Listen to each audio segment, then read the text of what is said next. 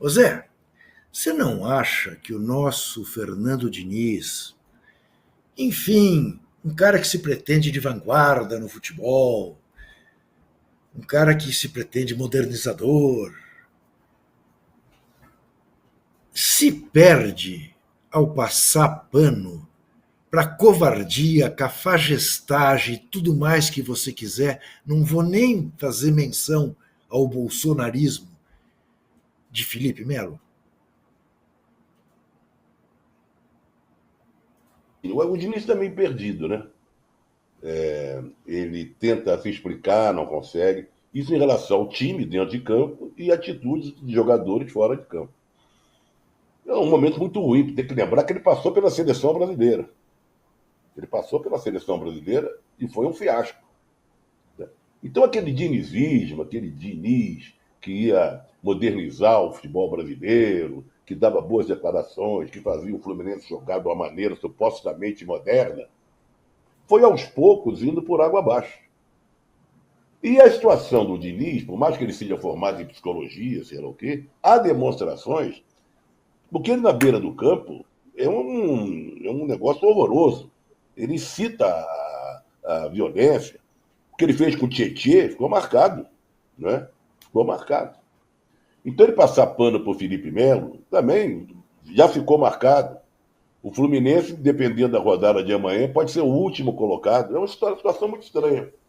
Eu gostaria que o Diniz tivesse rumado naquele caminho que estava sendo rumado, sendo traçado, quando começaram a falar muito bem dele. Ele demonstrava também virtudes, mas de repente agora degringolou. Está degringolando e eu não vejo onde ele está se agarrando. Ele falar do Felipe Melo tem a ver com o desempenho do time dele. O cara vai perdendo o elenco, Juca. Então ele tem que estar de bem com o Felipe Melo, porque é um sujeito que tem moral lá com os jogadores. Então ele tem que, não, o Felipe Melo, me dou bem com ele, não sei que exemplar, não sei o quê.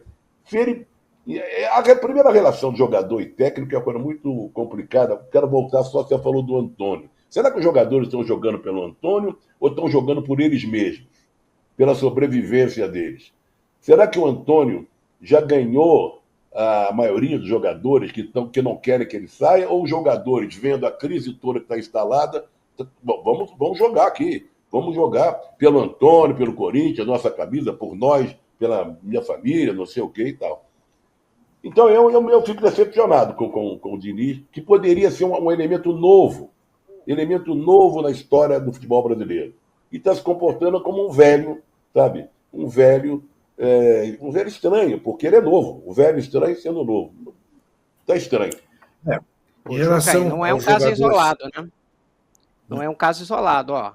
O Guga, no mesmo jogo, deu um piti, foi para cima de um câmera, xingando um câmera. Também não foi repreendido ali, no máximo o auxiliar tentou dar uma segurada. Não é o primeiro descontrole do Felipe Melo nessa temporada. Teve uma coletiva pós-jogo, na disputa da Recopa, salvo engano, que ele levantou da mesa, bateu na mesa, ficou falando para os repórteres, vocês não vão falar de arbitragem e tal. O Fernando Diniz estava do lado dele e não fez, ficou meio assim, meio abismado, mas não fez nada.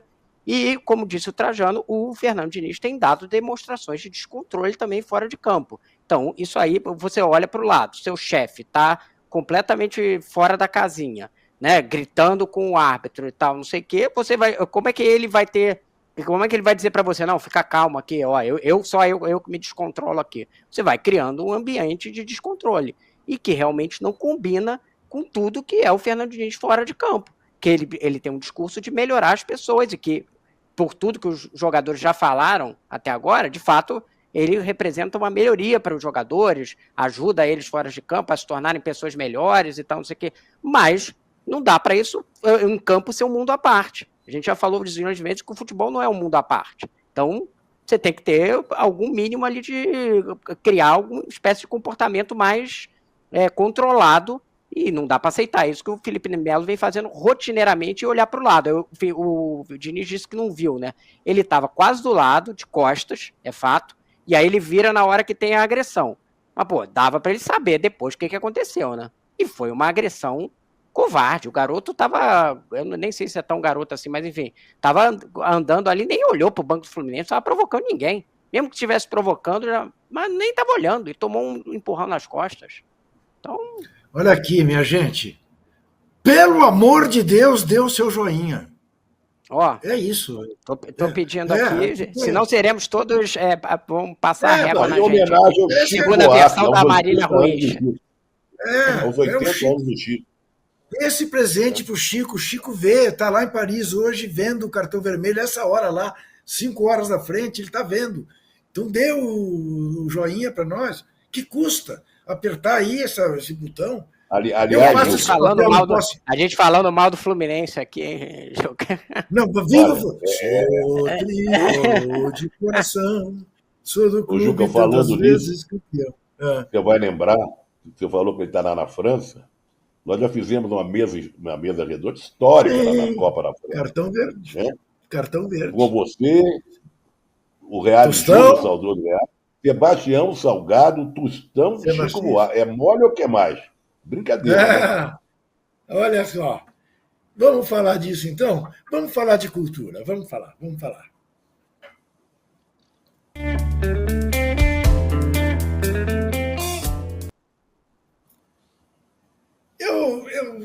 Você ouviu, você que está nos assistindo, você ouviu o Marrinha falar que já jogou no campo do Politeama.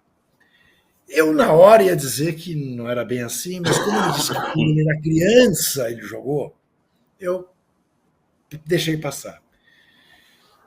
O Zé, quando eu falei do Chico na abertura do programa, falou, mas você deixou de fazer referência ao fato de que ele tem muitas ligações com o futebol. É claro, deixei, porque ia fazer ao falar de cultura. Ele tem uma música, né, que ele escala um ataque, Mané de Pagão, Pelé e Canhoteiro, porque ele queria ser o Pagão. Ele já disse isso. Pagão foi um centroavante do Santos que fez o trio PPP, Pagão, Pelé e Pepe, antes do Coutinho, que era um jogador refinadíssimo. Centroavante assim, raro, mas de canela de vidro. Vivia machucado e acabou não tendo uma carreira muito longa, embora tenha saído do Santos, ido jogar no São Paulo, e no dia em que jogaram São Paulo e Santos, São Paulo meteu 4-1 no Santos, o Santos fez um cai-cai e saiu de campo. Ficou com menos de 7 jogadores e foi embora. Ficou conhecido como o dia em que o Santos fugiu, com Pelé e tudo, do São Paulo. Mas eu posso mostrar uma foto que o Rubão Lisboa descobriu. A modéstia me impediria de mostrar essa foto, mas eu quero que vocês vejam essa foto. Quem temos aí? No campo Sócrates brasileiro, lá da escola Florestan Fernandes, em Guararema, a escola do MST. Temos o árbitro, Juca Moro, mostrando um cartão vermelho para o centroavante Lula, porque fez um gol de pênalti, que aliás não aconteceu. O árbitro roubou para que ele pudesse fazer um gol. Ele bateu o primeiro, a goleira pegou, ele mandou bater de novo, porque justificou que a goleira havia se adiantado, o que é mentira, tinha feito a defesa na perfeição. Está aqui o árbitro Juca Moro expulsando o centroavante Lula. Lá atrás você vê as figuras de Afonsinho e Gustavo Oliveira, filho do Sócrates, e mais no plano, em segundo plano, Chico Buarque de Holanda às gargalhadas com a expulsão do centroavante Lula. Evidentemente que o público presente exigiu a volta dele, o árbitro acabou concedendo, e quem comentava este jogo pelos alto-falantes do estádio Sócrates brasileiro, em Guararema, na escola Florestan Fernandes? José Quinhões Trajano. Veja você. É verdade, Alberto? É verdade. Foi um dia muito legal, bonito, reencontramos amigos queridos, uma homenagem ao Sócrates, que a gente curtiu muito a ideia desse campo, o campo sendo preparado durante muito tempo. Mas é verdade, você expulsou o Lula e o público exigiu a volta dele, porque o Lula era a grande atração. Não era nem o Chico Buarque a grande atração, era o Lula, mas o Chico Buarque também. Então, o Chico, essa música que você falou aí, chama-se Futebol. Né? Futebol. E não é a única música do Chico, evidentemente, porque tem muitas músicas que se referem ao futebol. E eu fiquei sabendo que quando ele fez essa música, o nome futebol está certíssimo, ótimo, sei lá o quê, ele de gozação, ele queria botar um nome, ele nunca falou isso em lugar nenhum, eu fiquei sabendo de um dos músicos, através de um dos músicos dele, meu ex-cunhado Hugo Fatoruso, tecladista uruguaio, que fez parte da gravação, que ele queria botar o nome de, como é que era? Coltrane, em homenagem ao John Coltrane, o saxofonista. Deixa eu tentar me lembrar o nome. Daqui a pouco eu lembro o nome, mas não tinha nada a ver com futebol. Você entendeu? E aí o pessoal convenceu, ô Chico, pô, Mané, Didi, Pagão, Pelé e Canhoteiro, eu vou botar, né? A música falando do Coltrane. Mas tá aí o grande Chico comemorando 80 anos. Teve uma manifestação junto com o Raí. Aliás, parabéns aqui ao Raí, que se formou lá em Paris. Ele que é cidadão Isso. francês.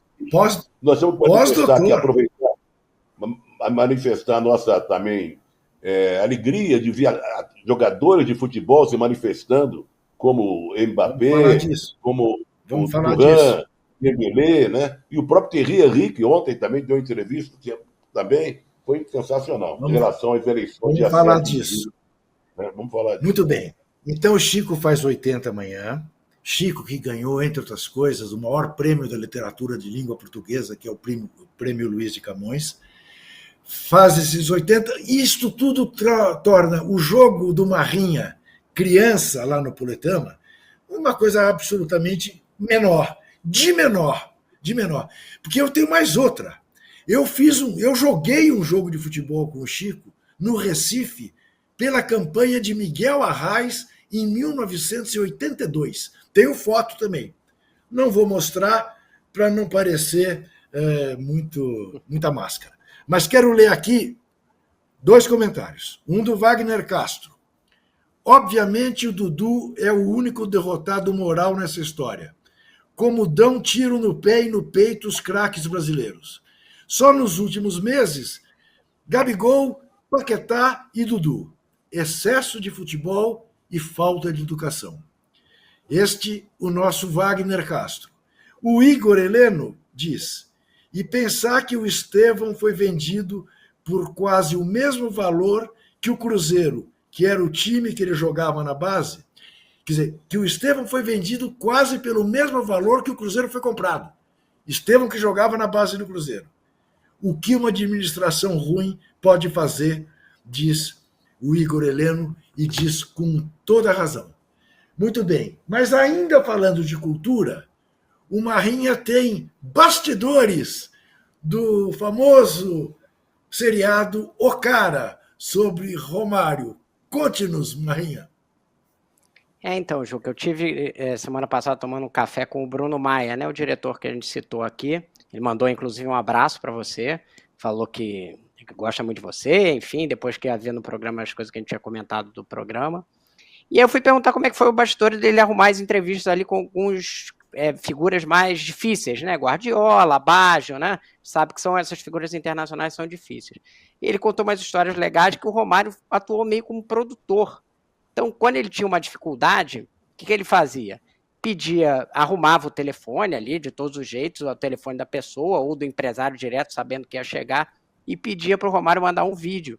E o Romário mandava um vídeo, olha, se você tiver tudo bem na sua agenda, eu agradeceria se puder atender a equipe aí e tal para receber. E aí, nisso, ele abriu porta com o Guardiola, abriu porta com o Baggio, que não conhecia diretamente o Romário, mas que tinha um enorme respeito entre os dois, né? E aí o Baggio falou, não, tudo bem, vamos fazer e tal. Ele até contou uma coisa curiosa, que ele falou assim, ele ficou muito surpreso com a idolatria do Baggio na Itália, né?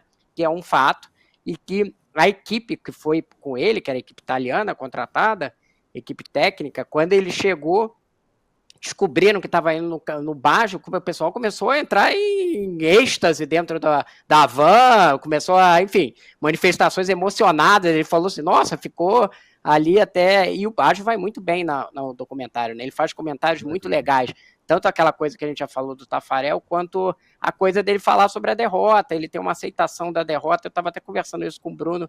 Tem essa dicotomia do Romário falar assim, derrota não serve, esse negócio que dizem que aprende com a derrota não serve pra porra nenhuma, né? Ele vai usar um palavrão, e o Baggio aprende, né?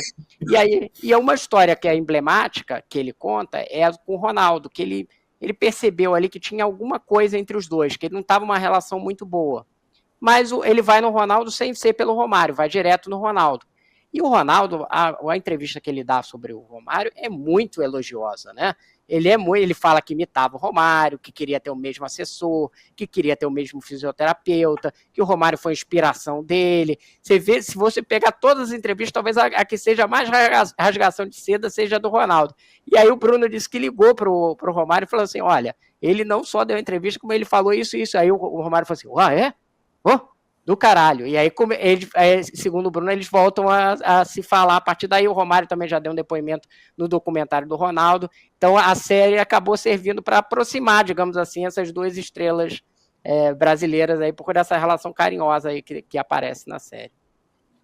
E o Bruno Maia teve uma inteligência, a chamada sensibilidade fina, de se limitar ao Romário, jogador de futebol.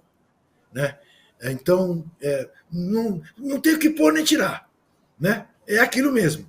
Se enveredasse por outros caminhos, aí ia aparecer outro Romário. Eu só falei para ele que eu senti falta do restante da carreira do Romário, né, como jogador, né? Essas partes no Rio, no Flamengo, no Vasco e tal, que tem muita história saborosa para nós aqui. Vamos ver se no futuro aí não tem alguma coisa. Né? Eu até estranhei, Rodrigo, para te falar bem a verdade, que não tem o 10º gol do Romário. Não tem, né? O 10º gol que a gente sabe que é uma ficção, né? Que é uma produção fake news, né? De 1000 gols. Uhum.